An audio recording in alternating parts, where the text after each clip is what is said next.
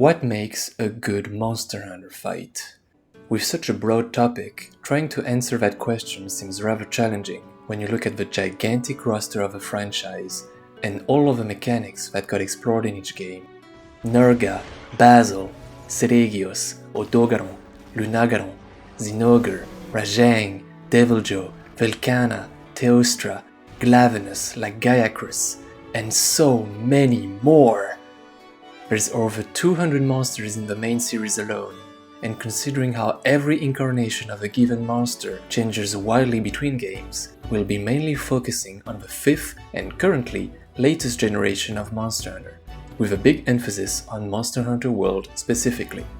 To begin with, there are many factors that can make a monster memorable: a striking design, a gorgeous music, or simply the first impression that it gives you, many of which can be very subjective. So for the sake of this topic, let's talk about the main reason you probably play these games in the first place: gameplay. In other words, what makes a fight fun? I'll try to delve into a few aspects that I would consider most important.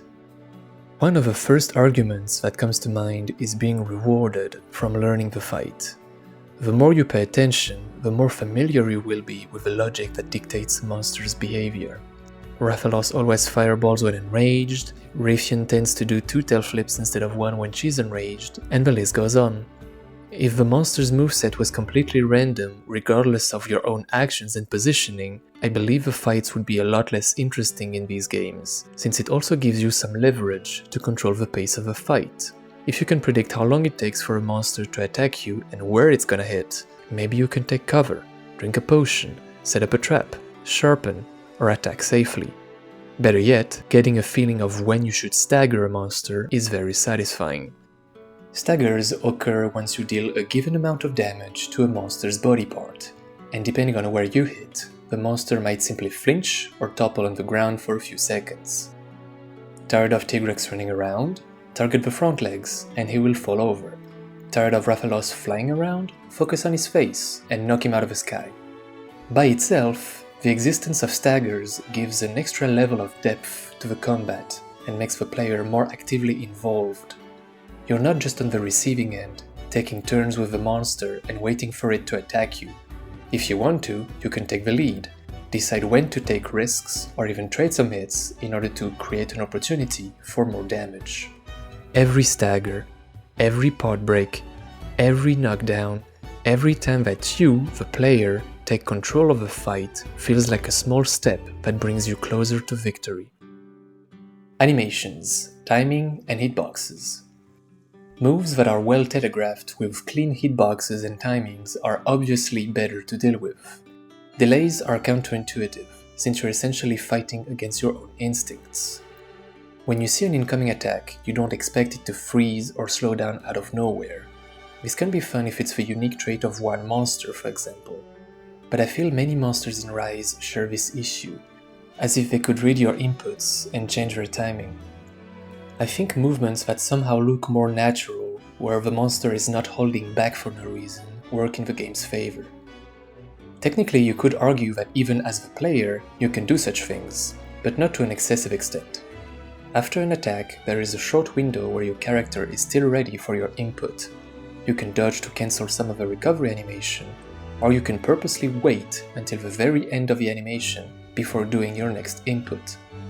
Maybe your target is out of reach, maybe you want to hit a different part, maybe the monster's getting up after a topple and you don't want to hit it before it can be staggered again, etc. This gives a bit more freedom to the player and another layer of complexity. Stats, speed, and power. In theory, faster moves should be weaker than slower ones. This logic not only applies to monsters, but to the player as well. It's only natural that the full charge of a greatsword is gonna hit harder than the quick slice of a lighter weapon. Again, it's a matter of commitment. Any move that leaves you exposed or puts you at risk should reward you accordingly. See what I'm getting at? Imagine being one-shot by an attack that hits you so fast you barely have any time to react to it.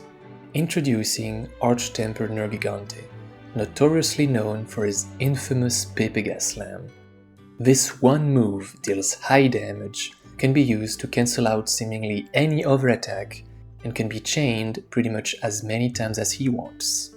Cranking the numbers to frustrating levels is the laziest way of balancing difficulty. It only creates the illusion of a challenge, but doesn't necessarily make for an enjoyable experience. Same goes for any other stat, such as health pools, hit zones, and staggers. There should be a middle ground between hitting a chew toy that can't even fight back and fighting a brick wall that won't react to anything you do.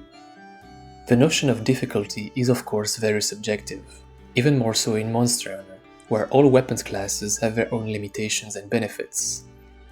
All monsters cannot have perfectly exploitable openings, it's just impossible. But I think it's fair to say that hoping for a monster not to use one annoying move should at least question how the addition of this move improves the fight. Speaking of movesets, being engaging is not a given when it comes to monster attack patterns. Charging is boring, that's no secret for anybody. Tigrex and Diablos could be much more interesting if they relied more on their other physical moves. So what makes a Nargacuga better than Tigrex, for example? Well, first of all, what's not to like about Narga? But one of the many good things about Narga is that even though it jumps around you, it does not stay away from you. It is constantly dashing and coming back to you. You're not really running after him or waiting for him like you would be with Tigrex. Any monster that prefers to stay out of reach can get boring. If it's underground, you still have options, but you're obviously more limited than if the monster is simply flying over you.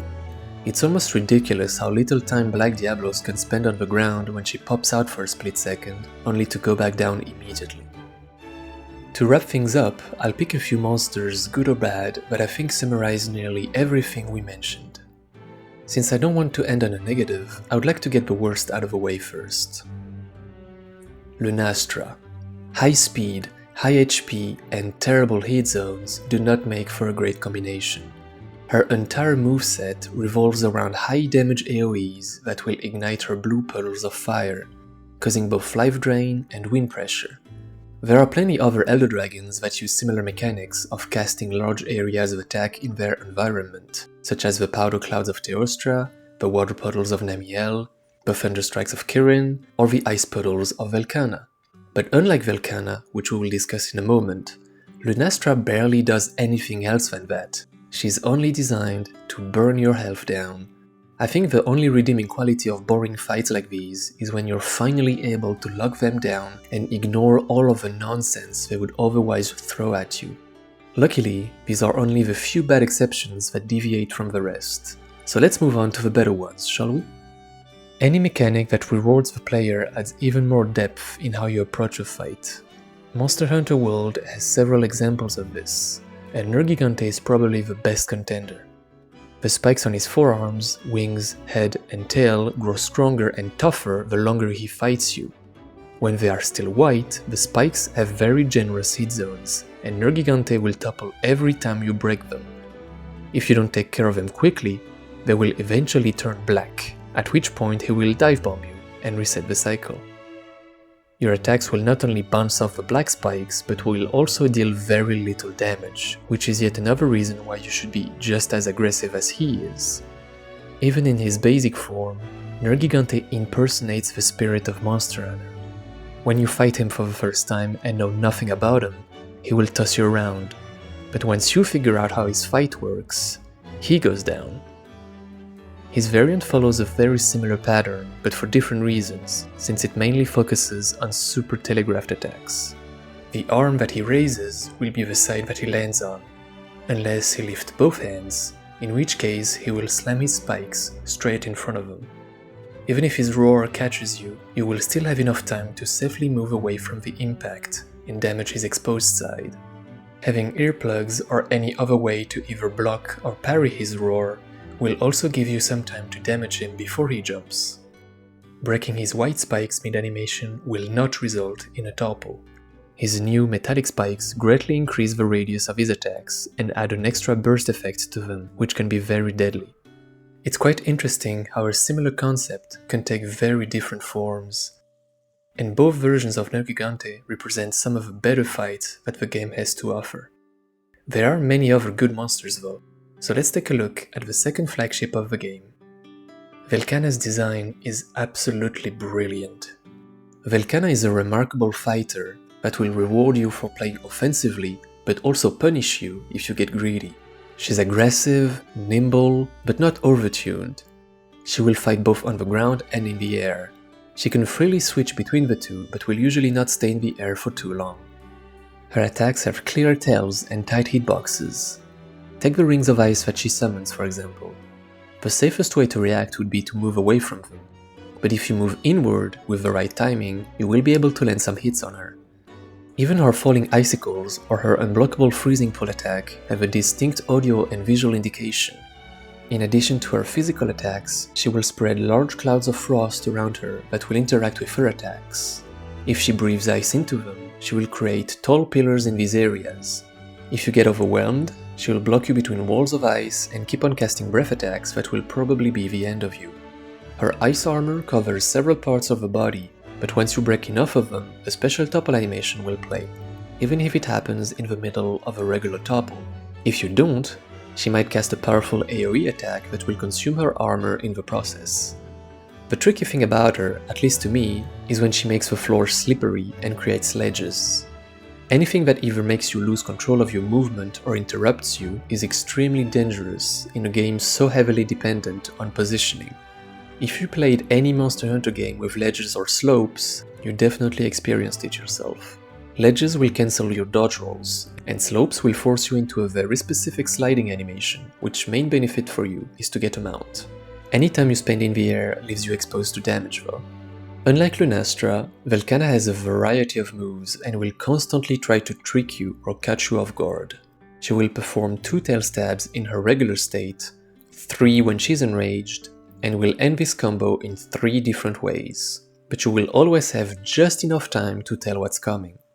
She will also do 2 breath attacks instead of 1 when she's enraged, and even counterattack if she gets staggered mid-animation. Besides that, you should be able to take advantage of nearly every opportunity that she gives you.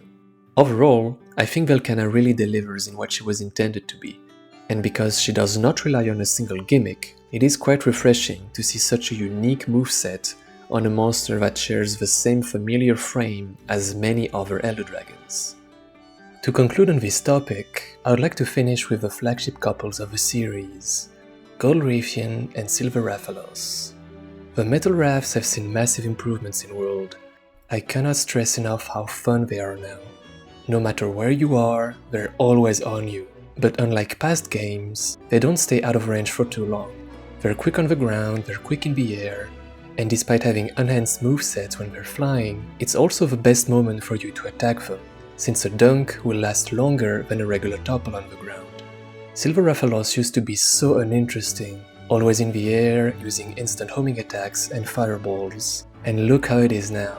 The fight is so much more engaging that he almost feels like a completely different monster. The way he tries to shake you off by spinning on the ground or jumps back on you after stepping away from you, there are so many little things that nicely blend together. Gold Raytheon is yet another solid upgrade. In a similar fashion than Silver, she will smoothly move back and forth between distant fireballs and close-range tail attacks. She can even interrupt her 3 consecutive fireballs to surprise you with a tailspin, that she's got several variations of, both on the ground and in the air. And because she likes to perform 2 consecutive tail flips, if you're able to predict how she angles herself when she glides back to you, you will be able to snipe her right before she attacks you, which is very reminiscent of older games, and I'm glad it's still there. Their new Hellfire mode, where they proudly spread their wings, looks absolutely gorgeous, and is a great way to ramp up the pace of the combat. In this state, all of their breath attacks will cause quick damage over time in addition to Fire Blight, but even their blue flames will not stay active very long. They will also gain access to a unique fire explosion with a long wind-up where the camera zooms out, which leaves you enough time to move away from it or get underneath them as they land. The animation when they pull back, fire their strongest attack and taunt you in the distance is simply stunning. Knocking them out of this state is incredibly satisfying and really rewards you for playing offensively. In the end, they both use everything they have at their maximum potential, and it all makes for an amazing fight. There are so many monsters that came and grew with the series, so many times where they got reinvented that you could spend hours discussing them. But for now, that's gonna be it for me. I hope you've enjoyed it as much as I have in the making, and with this, I wish you a lovely day and happy hunting.